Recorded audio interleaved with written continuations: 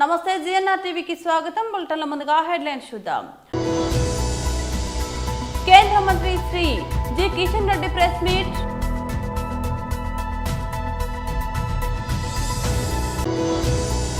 YS Jagan ప్రజా సంకల్పం పాదయాత్రకి నేటితో 8 ఏళ్లు. పార్టీ కేంద్ర కార్యాలయంలో కేక్ కటింగ్. టీడీపీ రాష్ట్ర ఉపాధ్యక్షులు మాలపాటి సుబ్బారాయుడు కుటుంబ సభ్యులను పరామర్శించిన మంత్రి నారా లోకేష్. పాకిస్తాన్ కు వ్యతిరేకంగా పీఓకేలో జంజీ నిరసనలు, విద్యార్థుల ఆందోళనతో ఉద్రిక్తత. కేంద్ర మంత్రి శ్రీ జి కిషన్ రెడ్డి ప్రెస్ మీట్ నిర్వహించారు. హైదరాబాద్ ప్రెస్ క్లబ్ సంబంధించినటువంటి కొత్తగా ఎన్నికైనటువంటి కమిటీ సభ్యులందరికీ నా తరఫున, భారతీయ జనతా పార్టీ తరఫున హృదయపూర్వకమైనటువంటి శుభాకాంక్షలు తెలియజేస్తా ఉన్నాను. మిత్రులు విజయకుమార్ రెడ్డి గారు, ప్రెస్ క్లబ్ అధ్యక్షులు, రమేష్ గారు సెక్రటరీ, సీనియర్ జర్నలిస్టు మిత్రులు రాహుల్ గారు, కమిటీ నూతనంగా ఎన్నికైన తర్వాత ఈ యొక్క మీట్ ది ప్రెస్ కార్యక్రమం మొదటిసారిగా నిర్వహిస్తూ దానికి నన్ను ఆహ్వానించినందుకు పెద్దలందరికీ ధన్యవాదాలు. ఈరోజు హైదరాబాద్ నగరంలో జూబ్లీహిల్స్కి సంబంధించినటువంటి ఉప ఎన్నికలు జరుగుతూ ఉన్నాయి. ఎవరు కోరుకోనటువంటి ఎన్నికలు. ఈ ఎన్నికల్లో 3 ప్రధానంగా రాజకీయ పార్టీలు పోటీ పడుతున్న విషయం మనకందరికీ తెలుసు. భారతీయ జనతా పార్టీ సంబంధించినంత వరకు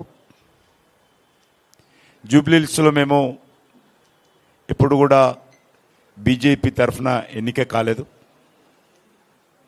స్వాతంత్రం వచ్చినప్పటి నుంచి ఇప్పటి వరకు ఎమ్మెల్యేగా జూబ్లీహిల్స్ నుంచి మేము విజయం సాధించలేదు. ముఖ్యంగా గత శాసనసభ ఎన్నికల్లో మా పార్టీ తరఫున పోటీ చేయడం జరిగింది. కానీ ఆ రోజు 2 ప్రధాన పార్టీల మధ్యలో అక్కడ ఒకటి కాంగ్రెస్ పార్టీ అజారుద్దీన్ కానీ, బీఆర్ఎస్ తరఫున స్వర్గీయ గోపీనాథ్ గారు కానీ. కాబట్టి అక్కడ 3rd ప్లేస్లో మేము రావడం జరిగింది. అదే ఎంపీ ఎలక్షన్స్ వచ్చేసరికి ప్రధాన పోటీ కాంగ్రెస్ బీజేపీ మధ్యలో ఉండింది. బీఆర్ఎస్ పార్టీ 3rd ప్లేస్లో రావడం జరిగింది. కానీ ఇప్పుడు జరుగుతున్నటువంటి ఎన్నికలు ట్రయాంగిల్లో ఉన్నాయి. నేను గత అనేక రోజులుగా కాన్స్టిట్యున్సీలో డోర్ టు డోర్ క్యాంపెయిన్ కానీ, చిన్న చిన్న గ్రూప్ మీటింగ్లు కానీ నేను పాల్గొంటున్నాను. ఓటర్స్లలో ఎక్కడ కూడా స్పష్టత ఇంకా వారికి రాలేదు. ఏవైతే సర్వేలు నిర్వహిస్తున్నారో ఆ సర్వేలు నమ్మకమైనటువంటి సంస్థలు ఏవి కూడా నిర్వహించలేదు. వైఎస్ జగన్ ప్రజా సంకల్పం పాదయాత్రకి నేటితో 8 ఏళ్లు. పార్టీ కేంద్ర కార్యాలయంలో కేక్ కటింగ్ చేశారు. దివంగత రాజశేఖర రెడ్డి గారి వారసుడిగా తన ప్రజా జీవితాన్ని ప్రారంభించినటువంటి వైఎస్ జగన్మోహన్ రెడ్డి గారు నిరంతరం ప్రజా శ్రేయస్సు, ప్రజల ఆకాంక్షలను నెరవేర్చటమే లక్ష్యంగా, సంకల్పంగా జీవితాన్ని ప్రారంభించి అనేక ఒడిదుడుకుల్ని, అనేక వేధింపుల్ని, కక్ష సాధింపుల్ని అన్నిటినీ కూడా భరిస్తూనే ఆయన ప్రజా జీవితంలో ప్రజలకి మరింత చేరువ కావాలి.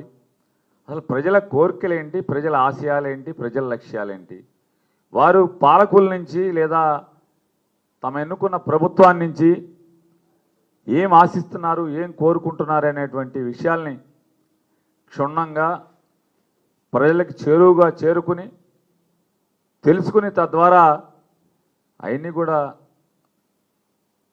ప్రజలిచ్చిన అధికారం ద్వారా నెరవేర్చాలనేటువంటి గొప్ప సంకల్పంతో 8 సంవత్సరాల క్రితం ప్రజా సంకల్ప యాత్ర అని చెప్పని ఒక లక్ష్యంతో, ఒక సంకల్పంతో ఇదే రోజున ప్రారంభించి ఇప్పటికి 8 సంవత్సరాలు పూర్తవుతున్న సందర్భంగా దాన్ని ఒక అంత గొప్ప లక్ష్యంతో, సంకల్పంతో దాన్ని ప్రారంభించి 3648 కిలోమీటర్లు తన అడుగుల్ని అడుగు వేసుకుంటూ ప్రయాణం చేసి 2516 గ్రామాల ద్వారా ప్రజల్ని పలకరిస్తూ ప్రజల యొక్క ఆలోచనల్ని, ప్రజల యొక్క మనసుని గుర్తెరిగి లేదా తెలుసుకుంటూ ముందుకు సాగుతూ 134 అసెంబ్లీ నియోజకవర్గాల ద్వారా తన ఈ ప్రజా సంకల్పాన్ని, యాత్రని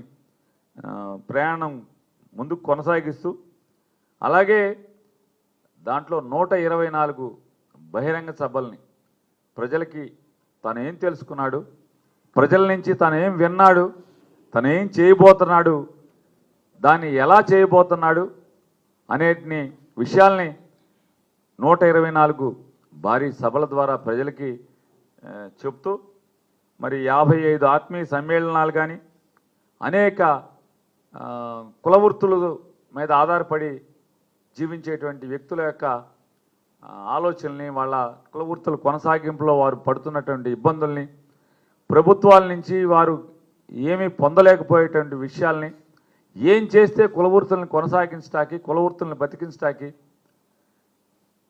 మంచిదనేది, ప్రభుత్వాలు ఏం చేయాలనేది వారి నుంచి తెలుసుకుంటూ దగదర్తి సందర్శనకు వచ్చిన మంత్రి నారా లోకేష్ కు ముసునూరు టోల్ ప్లాజా వద్ద ఘన స్వాగతం లభించింది. కావలి ఎమ్మెల్యే దగ్గుబాటి వెంకటకృష్ణారెడ్డి లోకేష్ ను ఆహ్వానించి కారులో ఎక్కించారు. తదుపరి టీడీపీ కార్యకర్తలకు లోకేష్ అభివాదం చేస్తూ కాన్వాయ్ ముందుకు కదిలింది.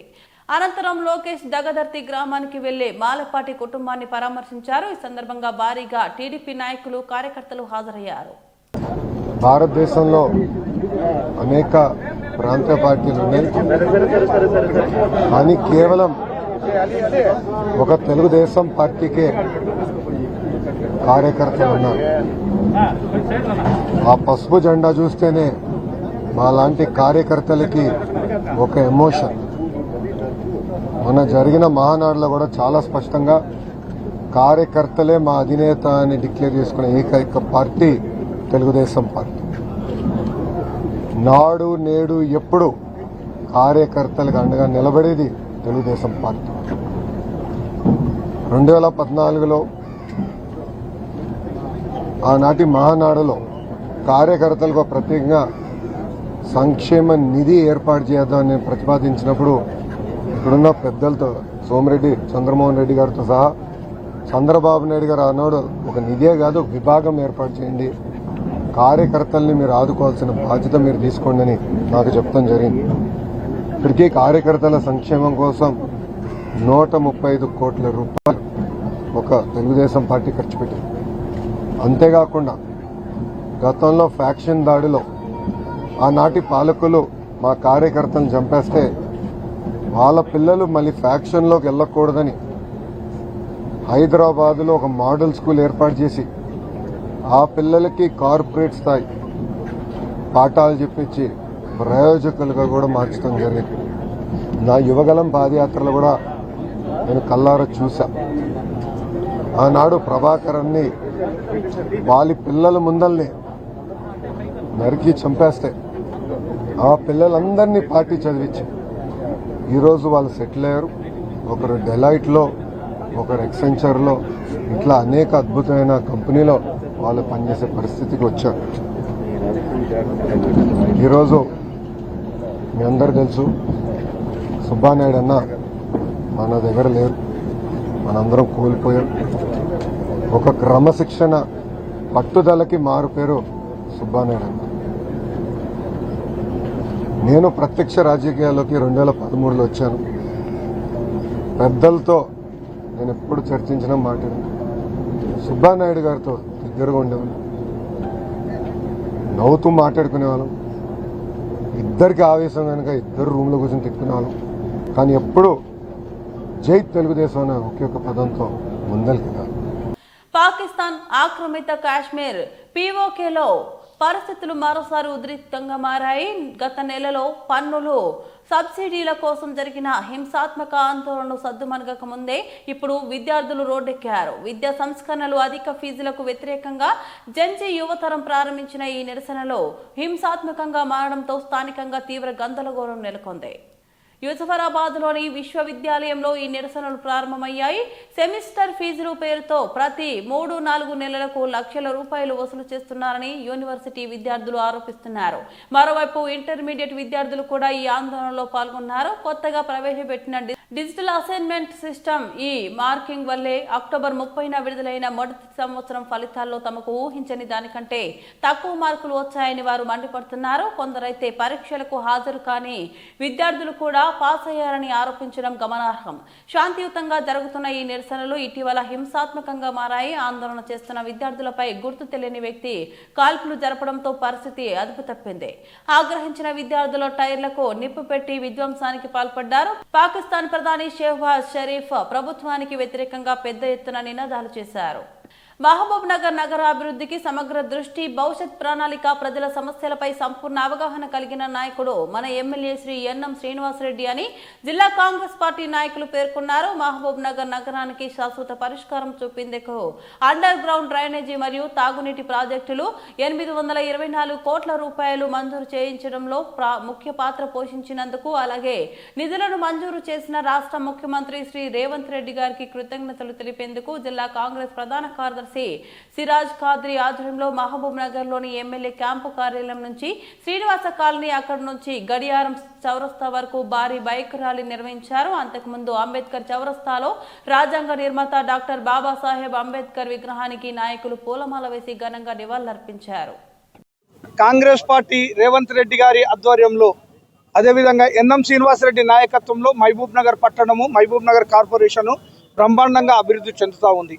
ఎన్నడూ లేని విధంగా కాంగ్రెస్ పార్టీ ఎన్నికైన తర్వాత ఎన్ఎం శ్రీనివాసరెడ్డి గారి ఆధ్వర్యంలో మహబూబ్ నగర్ను కార్పొరేషన్ చేసినాము.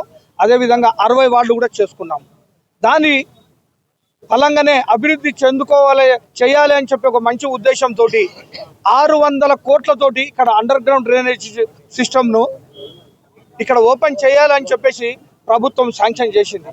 అదేవిధంగా 220 కోట్ల రూపాయలు ఏదైతే వాటర్ సప్లై ఉందో దాన్ని అప్గ్రేడ్ చేయడానికి కొరకు మహబూబ్ నగర్ కార్పొరేషన్లో నీరు ఇబ్బంది ఉంది.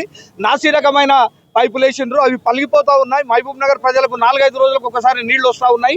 అవి నాసిరకం ఉన్నందుకు కొరకు పైపులు పగిలిపోతున్నాయి. కాబట్టి ఇక్కడ ట్యాంకులు కట్టి మంచి పైపులు వేసి మహబూబ్ నగర్ కార్పొరేషన్ ప్రజలకు నీళ్లు అందించాలనే ఉద్దేశంతో మొత్తము 820 కోట్ల రూపాయలను శాంక్షన్ చేయించిన ఘనత మన ఎన్ఎం శ్రీనివాసరెడ్డి గారిది, అదేవిధంగా రేవంత్ రెడ్డి గారి ఆశీర్వాదంతో. కాబట్టి మహబూబ్ నగర్ పట్టణ ప్రజలు కూడా ఒకసారి ఆలోచన చేయాలి. ఇంతకుముందు అభివృద్ధి అన్నారు, ఏం అభివృద్ధి చేసిండ్రు? ఓన్లీ కూడలిలు అభివృద్ధి చేసిండ్రు. ఇక్కడ చూస్తూ ఉన్నాం కదా వెనక, ఈ దానికి 1,20,00,000 పెట్టి అభివృద్ధి చేసినామంటాడు. దీనికి 1,20,00,000 అయినాయంట. అంటే అవినీతి ఎంత జరిగింది అనేది కూడా మనం కళ్ళతో చూస్తే తెలుస్తుంది. అంటే మహబూబ్ నగర్లో 8-9 కూడళ్లకు 10 కోట్ల దాకా ఇక్కడ ఖర్చు చేసి దానిలో 5 కోట్లు అవినీతి జరిగిందని చెప్పేసి మేము అప్పట్లోనే ఆరోపణలు చేసినాం. కానీ ఇప్పుడు ఎన్ఎం శ్రీనివాసరెడ్డి గారి ఆధ్వర్యంలో ప్రతి వాడ చూడండి, ప్రతి స్ట్రీట్ చూడండి, సిమెంట్ రోడ్లతోటి మెరుస్తూ ఉన్నాయి. రాబోయే కాలంలో కూడా 820 కోట్లతోటి మహబూబ్ నగర్ పట్టణాన్ని పెద్ద ఎత్తున మేము అభివృద్ధి చేసుకోబోతా ఉన్నాము. అదే పనుల్లో అదేవిధంగా రేవంత్ రెడ్డి గారికి, ఎన్ఎం శ్రీనివాసరెడ్డికి మహబూబ్ నగర్ పట్టణ తరఫున, అదేవిధంగా కాంగ్రెస్ పార్టీ నాయకుల తరఫున మేము కృతజ్ఞతలు తెలియజేస్తా ఉన్నాం. వరంగల్ హంటర్ రోడ్లో వరద సమస్యకు శాశ్వత పరిష్కారం కోరుతూ బాధితులు ధర్నా నిర్వహించారు. గత 12 సంవత్సరాలుగా తేలికపాటి వర్షానికే ఈ ప్రాంతం నీట మునిగి ఆస్తి ప్రాణ నష్టం జరుగుతుందని బాధితులు ఆవేదన వ్యక్తం చేశారు. ప్రజాప్రతినిధులు, అధికారులు పలువురు విన్నవించిన చర్యలు తీసుకోలేదని హంటర్ రోడ్డు వరద బాధితులు సమైక్య నాయకులు శ్రీనివాస రమేష్ తెలిపారు. సమస్యకు శాశ్వత పరిష్కారం తీసుకోవాలని వారు ప్రభుత్వాన్ని కోరారు.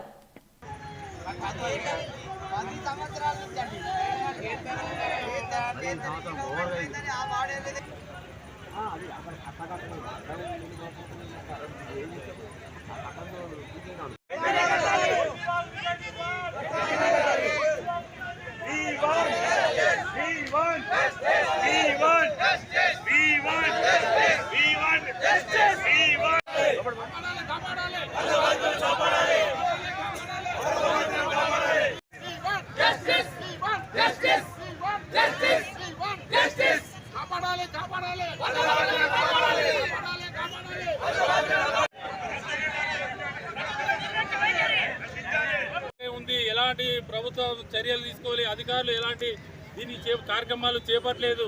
ప్రతి సంవత్సరం రోజు రోజుకు సంవత్సరం వర్షపాతం అధిక సంఖ్యలో అధికమవుతుంది. మొత్తం వరంగల్ ఉన్న చుట్టుపక్కల ఉన్న నీళ్ళంతా మా కాలనీలు జలమయమై అనేక ఇబ్బందులు పడుతున్నాం. ప్రజలందరూ కాలనీలలో 2 రోజులు నీళ్ళల్లో ఉండాల్సి వస్తుంది.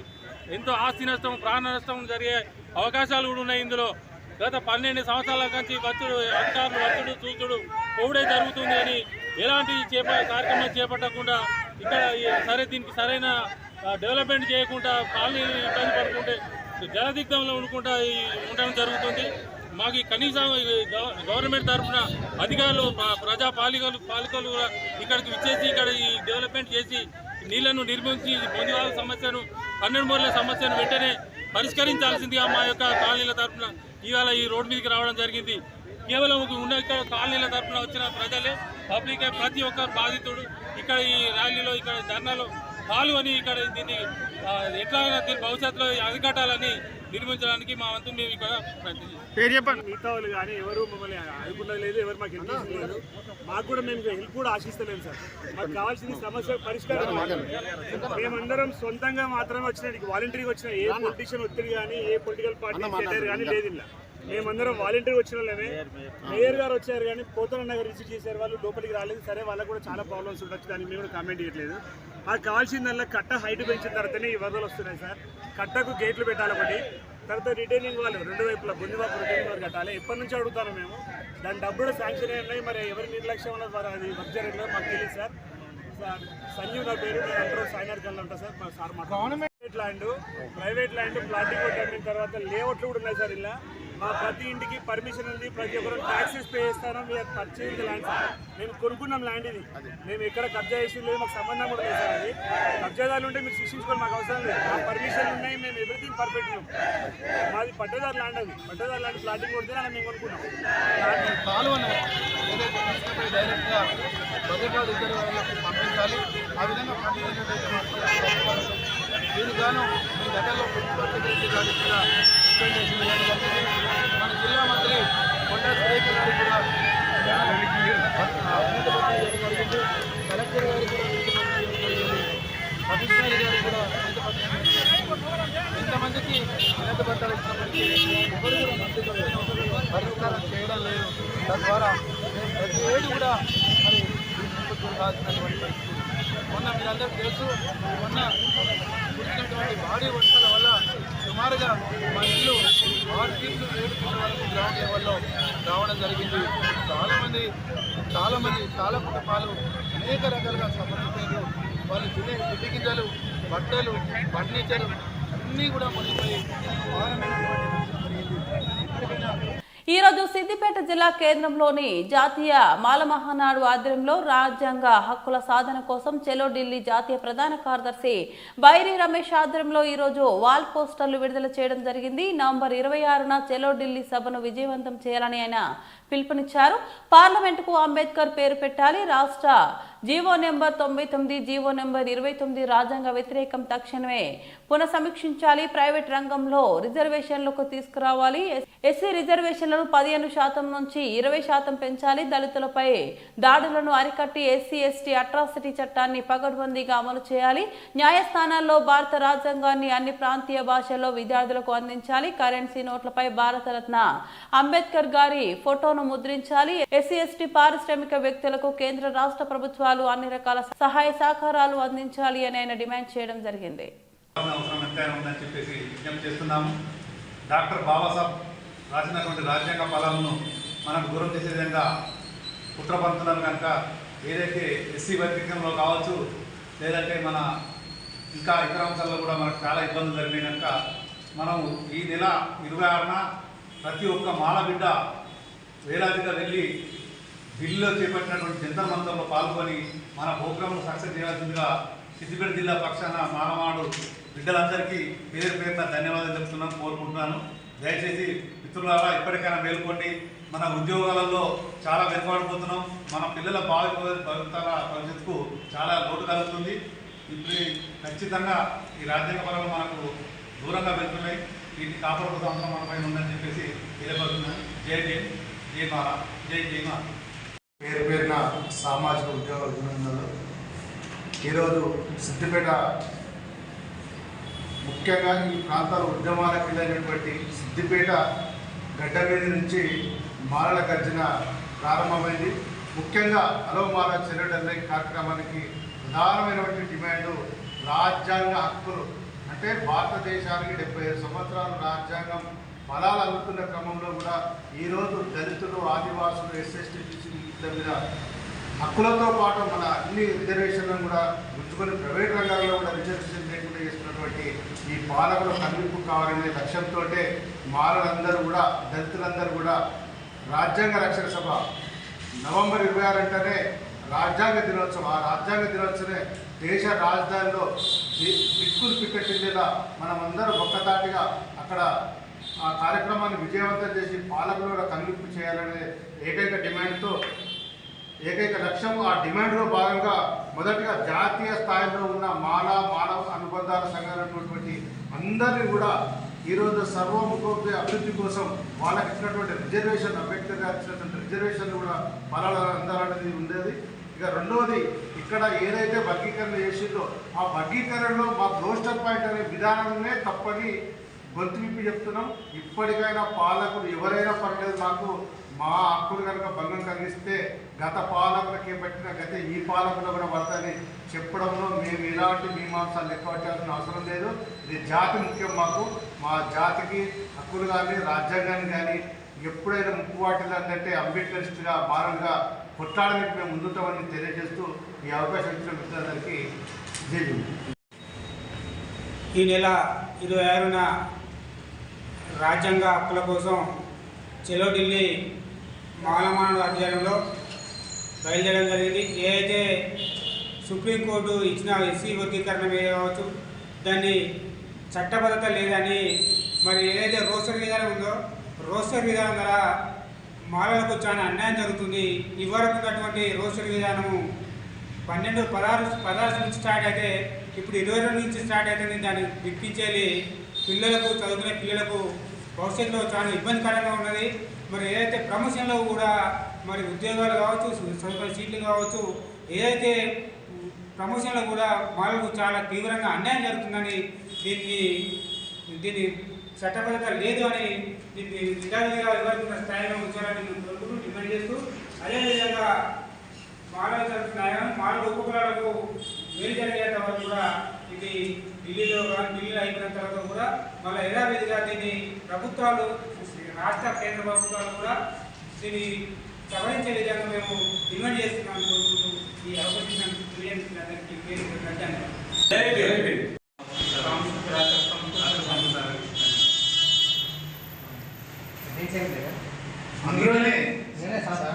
బులెటిన్ ముగించే ముందు మరోసారి హెడ్లైన్ చూద్దాం. కేంద్ర మంత్రి శ్రీ జి కిషన్ రెడ్డి ప్రెస్ మీట్.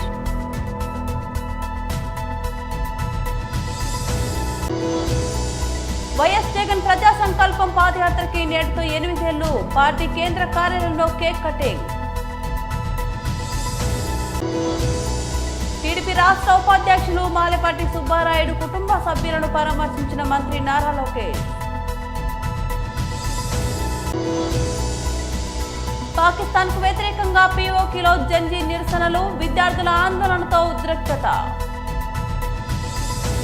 ఇవి బులెటిన్ అప్డేట్స్. మరో బులెటిన్లో మళ్ళీ కలుద్దాం. అంతవరకు సెలవు. నమస్తే.